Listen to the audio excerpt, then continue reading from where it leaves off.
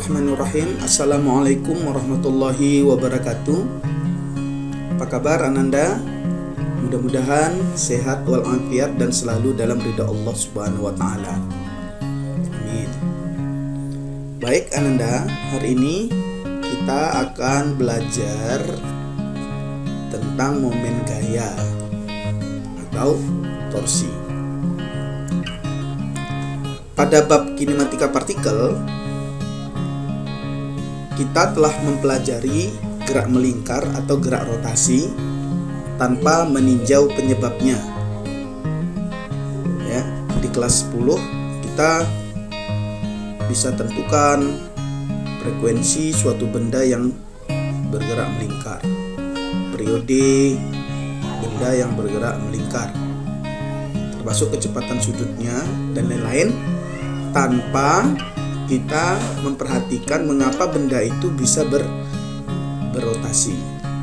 Nah, pada bab ini kita akan mempelajari mengapa suatu benda bisa bergerak rotasi. Nah, sekedar mengingatkan kembali, apa sih yang menyebabkan benda dapat bergerak lurus? Nah, tentu saja benda dapat bergerak lurus karena pada benda terdapat resultan gaya. Artinya ada tarikan atau dorongan yang membuat suatu benda berpindah. Nah, sedangkan benda yang tidak punya gaya, sedangkan benda yang resultan gayanya 0, artinya tidak ada gaya luar yang bekerja pada benda, maka benda ini tidak akan berpindah, alias benda ini akan tetap diam. Ini sesuai dengan hukum pertama Newton ya. Nah, jadi kalau ditanya apa sih yang menyebabkan benda dapat bergerak lurus, jawabnya adalah karena ada gaya ya. Apa itu gaya? Gaya itu adalah tarikan atau juga dorongan ya, yang diberikan kepada suatu benda. Nah, bagaimana kalau berotasi? Apa sih yang menyebabkan benda dapat berotasi? Nah, jawabnya benda dapat berotasi karena adanya gaya putar. Jadi sama-sama gaya sebenarnya penyebabnya. Hanya saja di sini ada beberapa unsur lain yang membuat gaya dapat mengakibatkan suatu benda berotasi. Nah, perhatikan pada gambar ini. Pada gambar ini kita melihat ada sebuah batang ya atau portal palang pintu yang didorong dari bawah. Satu didorong di bagian ujung, satu lagi didorong agak ke tengah. Nah, ternyata ketika batang ini didorong dan pada ujung batang diberikan poros, maka batang mengalami gerak rotasi ya sejauh kurang lebih 90 derajat. Nah, dorongan yang ditimbulkan oleh gaya yang membuat benda dapat berputar itu disebut gaya putar. Nah, dalam fisika gaya putar itu ya, gaya putar disebut juga dengan istilah momen gaya gitu. Kadang disebut juga dengan istilah torsi. Nah, apa sih yang dimaksud dengan momen gaya atau torsi? Kalau kita perhatikan pada gambar ini, sebenarnya kita bisa katakan penyebab benda berotasi itu ada beberapa unsur. Apa saja? Yang pertama tentu ada gaya ya. Ada gaya, ada tarikan atau dorongan yang diberikan kepada benda ya. Kita tahu ini simbolnya adalah F, yang satuannya adalah Newton ya. Nah, yang kedua apa? Ada poros. Nah, ada poros. Poros pada sistem ini, pada contoh di gambar ini apa? Ya ini, ada engselnya istilahnya begitu. Karena kalau tidak ada engsel, maka benda ini tidak akan berputar. Misalnya kalau ada sebuah batang nih ya, misalnya ini batang. Ini tidak ada porosnya, tiba-tiba didorong dari bawah. Ini benda ini akan akan bergerak saja, akan mengalami translasi. Ya bisa aja pindah kemari gitu, dari sini ke sana. Tapi ketika di sini diberikan, misalnya di sini diberikan poros, didorong, maka dia bisa berputar gitu. Nah, jadi unsur kedua yang membuat benda dapat berputar selain gaya adalah poros. Yang ketiga, kalau kita perhatikan pada batang ini bisa berputar sejauh 90 derajat karena ada jarak ya antara gaya dengan porosnya di sepanjang batang itu. Nah, ini juga turut mempengaruhi gaya putar, karena kalau seandainya ada poros sekalipun, misalnya ini ada batang, ini ada poros, kita dorong di porosnya atau kita tarik di porosnya, maka benda ini tidak akan berputar ya. Ini tidak akan berputar ya, tidak berputar. Nah, tapi kalau misalnya kita berikan jarak antara poros dengan gaya ya, ini bisa berputar dia. Jadi kalau misalnya di sini ini porosnya, lalu kita dorong di sini, berputar nggak? Nah, berputar, dia akan berputar ke sebelah kanan gitu, batangnya akan terangkat. Nah, ini menunjukkan bahwa posisi gaya dengan poros itu juga menentukan apakah benda itu berputar atau tidak. Nah, dalam fisika, jarak antara gaya dengan poros secara tegak lurus itulah yang disebut dengan lengan gaya. Lengan gaya ini kadang-kadang disimbolkan dengan R. Nah, dengan R satuannya adalah meter gitu. Nah, jadi unsur-unsur gaya, poros, lengan gaya yang menyebabkan benda berotasi, inilah yang disebut sebagai momen gaya. Nah, itu. Atau kadang-kadang disebut sebagai torsi. Paham ya? Nah, kalau kita perhatikan posisi gaya ini, ternyata kalau kita berikan gaya yang sama, besar gaya yang sama, dorongan yang sama pada batang, mana yang lebih cepat berputar? Lebih mudah berputar. Ternyata yang sebelah kiri, gambar yang sebelah kiri, portalnya lebih cepat naik dibanding yang di sebelah kanan. Kenapa? Karena posisinya berbeda. Ini menunjukkan bahwa semakin besar jarak antara gaya dengan poros secara tegak lurus ya, itu maka momen gayanya makin besar. Kalau kita taruh di tengah, maka ini kan jaraknya menjadi setengah dari yang sebelah kiri, sehingga kelihatan bahwa momen gayanya tidak lebih besar daripada yang pertama. Nah, itulah sebabnya kenapa momen gaya yang disimbolkan dengan tau itu sama dengan F dikali dengan R secara vektor. Karena gaya kan vektor ya, dia memberikan dorongan, maka nanti arah itu sangat menentukan. Dengan gaya juga vektor, otomatis besaran momen gaya juga merupakan besaran vektor. Nah, jadi dari penjelasan tadi kita bisa bilang torsi atau momen gaya merupakan hasil perkalian antara gaya dengan gaya. Nah, ini contoh lain, misalnya ada sebuah pintu ya. Ini ada gagang pintu. Mana lebih mudah membuka pintu dari tengah atau dari ujung? Ya, tentu dari ujung ya. Makanya tidak ada tukang ketika buat pintu, engkolan pintu itu ditaruh di tengah. Pasti selalu di ujung. Kenapa? Ketika dia di ujung, maka jarak poros kan engsel pintu ya, dengan gaya tarikan atau dorongan itu lebih besar ya, ini R-nya. Kalau kita taruh di tengah, ini kan lengannya menjadi setengah R gitu. Nah, kemudian mana lebih besar? Kita nariknya persis tegak lurus dengan lengan gaya atau agak miring gayanya? Ya tentu lebih mudah kita narik pintu itu secara tegak lurus ya, dengan lengannya, dengan daun pintunya, daripada kita narik agak miring-miring. Nah, jadi dari sini kita bisa tuliskan secara matematik momen gaya itu adalah R cross F, dimana tau ini adalah besaran torsi, R adalah besaran lengan gaya, F adalah besaran gaya. Nah, bagaimana terkait dengan arah putar? Di sini kita buat kesepakatan ya. Kalau misalnya ada gaya sebesar F, arahnya sedemikian rupa, kemudian secara tegak lurus dia punya lengan gaya sedemikian rupa.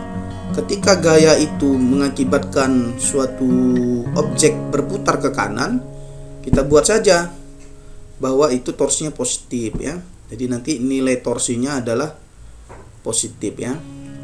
Nah, itu. Tapi kalau nanti ada gaya yang mengakibatkan suatu objek berputar berlawanan arah jarum jam, maka kita ambil nanti kesepakatan momen gayanya bernilai negatif. Nah, jadi tetap konsisten ya dalam menentukan tanda positif atau negatif dari torsi. Nah, jadi seperti ini. Ini ada sistem benda. Pada sistem benda bekerja 3 buah gaya. Misalnya ini F1 dengan gayanya ini ya tegak lurus kan. Berarti torsi 1 itu sama dengan apa? Karena ini udah tegak lurus, berarti F1 kali R1. Nah, kalau dia ditarik seperti ini, dia mutarnya mengakibatkan searah jarum jam atau berlawanan. Ya, kalau yang ini kan mengakibatkan mutar kemari ya, berarti dia negatif. Kita buat negatif. Nah, itu. Ya, negatif. Nah, bagaimana dengan torka 2? Torka 2 ini sama karena ini sudah tegak lurus antara F2 dengan R2, berarti F2 kali R2. Kemana arah putarnya? Ternyata perputaran akibat tarikan F2 dia mengakibatkan berputar ke kanan atau searah jarum jam, maka ini nilainya positif. Nah, kalau F3 kalau ditarik seperti ini, maka kemana bendanya akan berputar? Iya, ke kiri. Maaf, searah jarum jam ya. Nah, berarti ini torka 3-nya bisa kita tuliskan menjadi F3 kali R3. Positif atau negatif? Ya, positif karena dia berputar ke kanan. Nah, jadi total daripada momen gayanya nanti apa? Ya kita jumlahkan saja semua. Yang searah kita jumlahkan, yang berlawan arah kita kurangkan. Jadi kita bisa tuliskan momen gaya totalnya ya, torsi totalnya adalah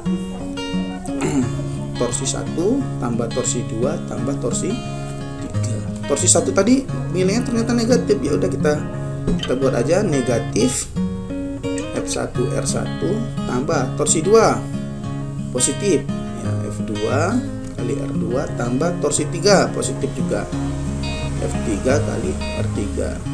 Jadi begitulah cara kita menentukan torsi total ya, resultan momen gaya pada suatu sistem benda yang berotasi.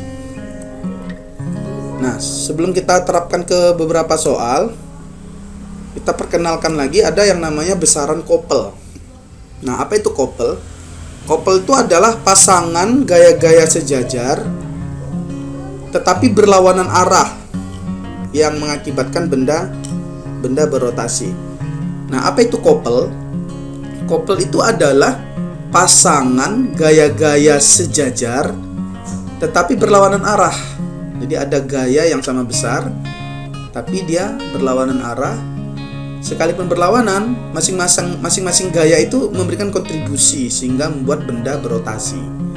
Ya, misalnya ini ada satu jarum atau batang sedemikian rupa, yang ujung warna biru arah gayanya ke depan misalnya, arah utara misalnya, sedangkan ujung yang sebelah kiri yang satunya warna oranye ya, ini ke belakang atau ke selatan misalnya begitu. Nah, ketika F ini besarnya sama dengan F yang satunya namun arahnya berlawanan, maka ini yang disebut sebagai kopel ya. Pasangan gaya-gaya yang sejajar namun arahnya berlawanan yang membuat bendanya berotasi. Berarti kalau misalnya nanti ada batang, gayanya ke sana, kemudian satu lagi ke sana, ini momen couple nggak? Tidak. Kenapa? Karena gaya yang seperti ini mengakibatkan bendanya tidak berputar. Nah, apalagi kalau tidak punya poros, ini akan bertranslasi saja dia, akan bertranslasi. Kalau misalnya kita berikan poros sekalipun, ini misalnya ini adalah poros, satu gayanya ke depan, satu lagi ke depan di sebelah kiri. Apakah ini mengakibatkan benda berputar? Tidak, karena gaya sama besar maka batang ini akan tetap diam. Jadi gaya yang sama besar itu baru disebut sebagai besaran couple, manakala gaya-gaya itu mengakibatkan benda yang berputar. Jadi kalau misalnya ini batangnya, ini porosnya, satu dia ke depan, satu ke belakang, nah ini otomatis membuat bendanya berputar seperti itu. Nah, itulah yang disebut dengan sebagai momen couple. Ya. Nah, couple sekali lagi kita ingatkan terdiri atas dua buah gaya sebesar F dipisahkan oleh jarak tegak lurus garis kerja kedua gaya. Jadi ini harus tegak lurus ya kita ambil. Kalau nanti nggak tegak lurus kita harus ambil komponen tegak lurusnya. Nah, inilah jaraknya sebesar D. Ya. Nih ya. Jarak dari ujung sini kemari itu D ya. Nah, kalau kita sudah tahu couple, momen couple itu apa? Nah, momen couple itu adalah besar daripada couple yang tadi dinyatakan sebagai perkalian antara gaya dengan jarak kedua gaya. Jadi kalau misalnya ini ada jaraknya D, satu gaya ke depan, satu ke belakang, kan ini berputar nih. Kalau dia berputar ke kanan, kita ambil dia sebagai couple positif. Kalau satu lagi gaya ke kiri, satu lagi ke kanan yang membuat bendanya berputar berlawan arah jarum jam, itu couple-nya negatif. Nah, jadi besar momen couple itu bagaimana cara ngitungnya? Besar momen couple kita bisa ambil M, simbolnya M ya, sama dengan F kali D. F itu apa? Ya, besar daripada gaya tadi. Ya. Nggak usah dua-duanya dimasukkan. Nggak usah F tambah F, nggak. Salah satu saja. Nah, namun D yang kita ambil adalah jarak antar kedua gaya. Seperti itu. Paham ya? Bagaimana kalau nanti banyak momen couple? Ya diresultankan saja. Kalau nanti dia searah dijumlahkan, kalau dia nanti berlawan arah dikurangkan. Jadi prinsipnya sama seperti momen gaya ya.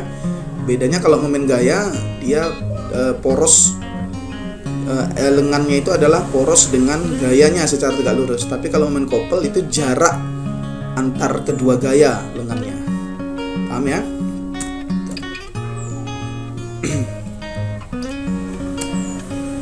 Nah, sekarang kita lanjutkan bagaimana cara menentukan momen gaya akibat resultan beberapa gaya. Jadi ini ada sebuah sistem batang sedemikian rupa, masa batang ini diabaikan. Misalnya di ujung ini sebelah kiri kita ya, ada beban M2 dan di ujung sebelah kanan ada M1. Nah, apakah benda ini berputar? Ya tergantung besarnya masa ini, M1 dan M2. Kalau masa 1 yang lebih besar maka dia akan berputar seperti ini. Tapi kalau masa 2 yang lebih besar dia akan berputar sebaliknya. Nah, kalau misalnya kita anggap bahwa M1 lebih besar daripada M2 ya, dan ini pas di tengah ya. Ini dengan gayanya kita misalkan adalah R. Ini juga dengan gayanya kita misalkan adalah R. Otomatis benda ini kan akan berputar ke kanan ya. Nah, bagaimana kita menentukan momen gaya totalnya? Jadi momen gaya total itu bisa kita hitung dengan cara menjumlahkan masing-masing momen gaya gitu. Nah, bagaimana caranya? Kalau mencari tor K1-nya kan gaya yang bekerja pada benda kan W1 ya. W1. Lengannya apa? Karena ini sudah tegak lurus, langsung aja ambil R. Gitu. arahnya kemana? Searah jarum jam atau berlawanan? Kalau dia berputar, ternyata searah, berarti jadikan positif. Nah, kalau ini M2 kemana arah putarnya? M2 akibat M1 memang dia muter ke sana, tapi momen gaya pada M2 dia ini berputar berlawanan jarum jam gitu. Putarnya itu berlawanan jarum jam. Jadi berapa nilai torka 2-nya? Negatif dari W2 kali lengannya. Lengannya R karena ini sudah tegak lurus gitu. Jadi kita bisa tuliskan tau 1-nya berapa? W1 kali R1, ini positif ya. Tau 2 kan negatif nih, berarti kurang W2 kali R2. Nah, inilah cara ngitungnya. Nah, kalau misalnya nanti ada beberapa sistem benda ya nggak masalah gitu. Intinya kalau seandainya nanti ada beberapa momen gaya, ya ditotalkan saja semuanya dengan memperhatikan tanda dari masing-masing besaran momen gaya. Nah, baik, ini ada satu contoh soal ya. Kita diminta menghitung momen gaya total di sekitar sumbu sistem berikut. Nah, kita perhatikan gambar di sini kelihatan ada dua buah gaya ya yang bekerja. Pertama di ujung sebelah kiri, arahnya ke atas. Yang satu lagi ada beban yang berada di ujung batang sebelah kanan. Nah, gaya beratnya 8 Newton. Nah, lengan gaya yang di sebelah kiri 10 cm, lengan gaya sebelah kanan itu 15 cm. Nah, sebagaimana penjelasan tadi, kalau ditanya momen gaya totalnya ini sama dengan apa? Nah, karena ada dua buah gaya, maka ada dua momen gaya di sana yang bekerja. Jadi kita buat saja torka 1 tambah torka 2. Nah, sekarang torka 1 ini kalau seandainya didorong ke atas, maka dia mengakibatkan berputar kemana? Ya, berputar ke kanan ya. Nah, berarti positif atau negatif? Ya, positif. Jadi kita bisa tuliskan torka 1 itu positif F1 kali R1 sama dengan F1 nya berapa? 5 Newton ya, 5 Newton positif 5 Newton kali R1 nya 10 cm. Kalau kita ubah ke meter, ini adalah 0,1 meter. Jadi kita bisa buat ini 0,1. Hasilnya berapa? Positif 0,5 ya Newton meter. Nah, untuk benda kedua, ketika dia diberi beban di ujung, maka kemana kira-kira arah putarnya ketika poros di sini? Ya, arah putarnya juga sebelah kanan, searah jarum jam. Nah, berarti nilainya juga adalah positif. Nah, berarti positif F2 kali R2. Kebetulan ini kalau kita tarik perpanjangan gayanya, ini sudah tegak lurus ya, tegak lurus dengan lengan gayanya. Nah, berapa gayanya? Gayanya adalah 8 Newton. Lengan gayanya 15 cm. Kalau dijadikan meter, ini adalah 15 cm diubah menjadi 0,15 meter. Kita tinggal buat 0,15. Berapa hasilnya? Oke, jadi momen gaya totalnya bisa kita tuliskan momen gaya 1 0,5 tambah momen gaya 2 1,2. Jadi nilainya berapa? Nilainya adalah 1,7 Newton meter. Kemana arah putarnya? Ya, searah jarum ya, berputar searah jarum jam itu. Nah, baik Ananda, kita kerjakan contoh soal berikutnya ya. Kita perhatikan, kita diminta kembali menghitung momen gaya total di sekitar sumbu pada sistem berikut. Kita perhatikan di sini ada batang yang masih diabaikan ya. Sedemikian rupa, pada ujung sebelah kiri diberikan gaya 60 Newton dengan sudut kemiringan pada batang 30 derajat. Sedangkan pada sebelah kanan diberikan gaya 80 Newton dengan sudut kemiringan 60 derajat. Kebetulan porosnya tepat di tengah-tengah batang ya. Ujung ke poros itu masing-masing 60 cm. Nah, bagaimana cara menghitungnya? Bagaimana cara menjawabnya? Tentu untuk mendapatkan momen gaya total, kita jumlahkan saja momen gaya yang ada pada sistem. Karena pada sistem ada 2 buah gaya, berarti ada 2 buah momen gaya. Nah, sekarang kita tinjau dulu untuk momen gaya pertama. Ya, pada momen gaya pertama itu ada gaya yang bekerja 60 Newton, kurang lebih begini.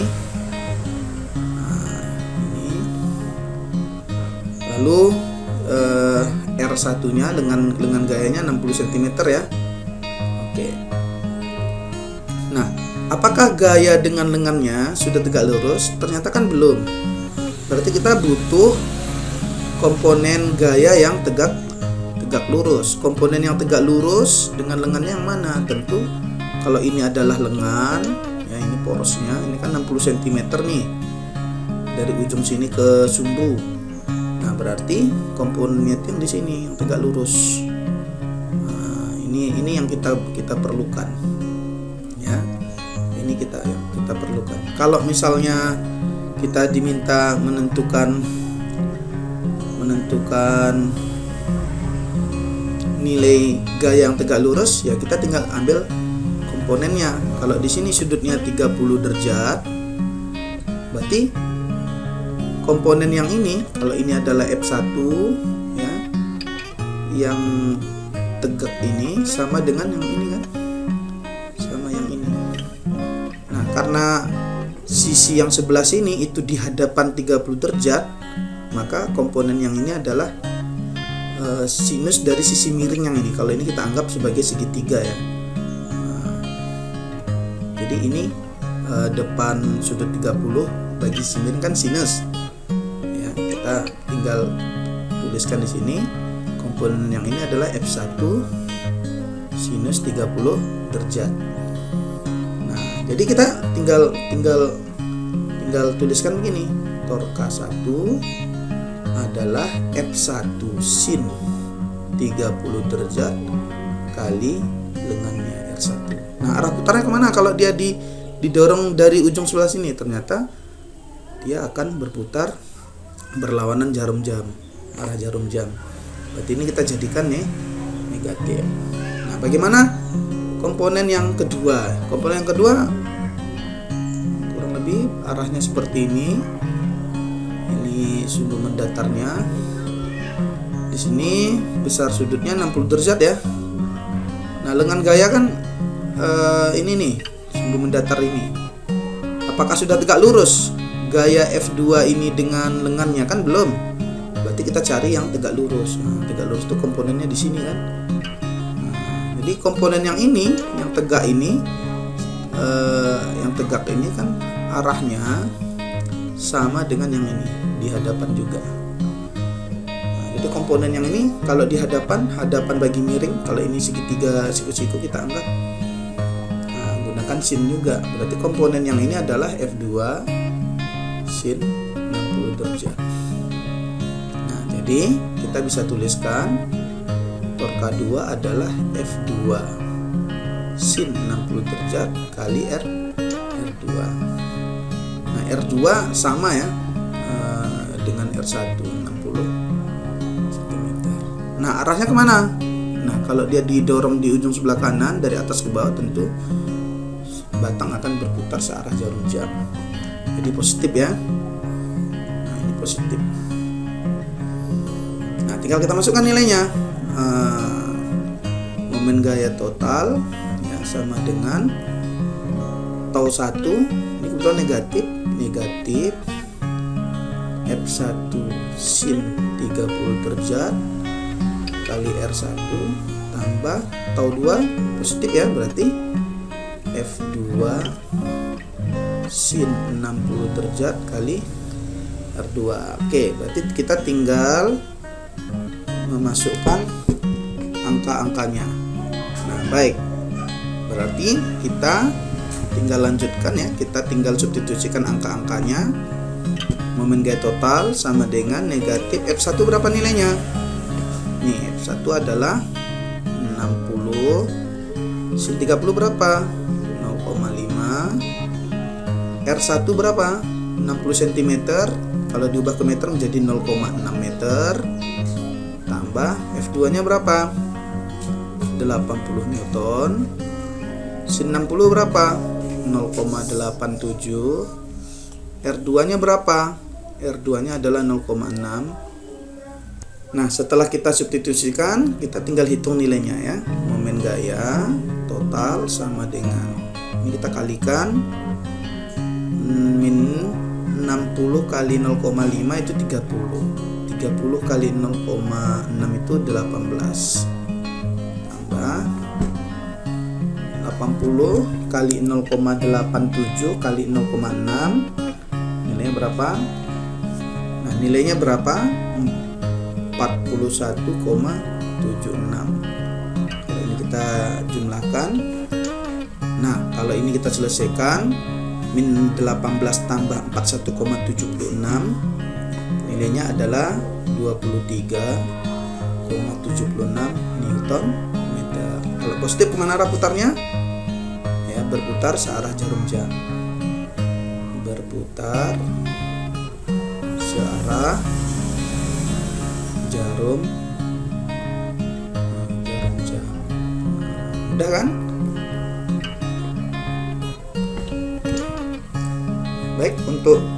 Baik untuk video kali ini sampai di sini dulu. Silakan Ananda kerjakan soal yang Bapak upload di grup kelas masing-masing. Terima kasih. Assalamualaikum warahmatullahi wabarakatuh.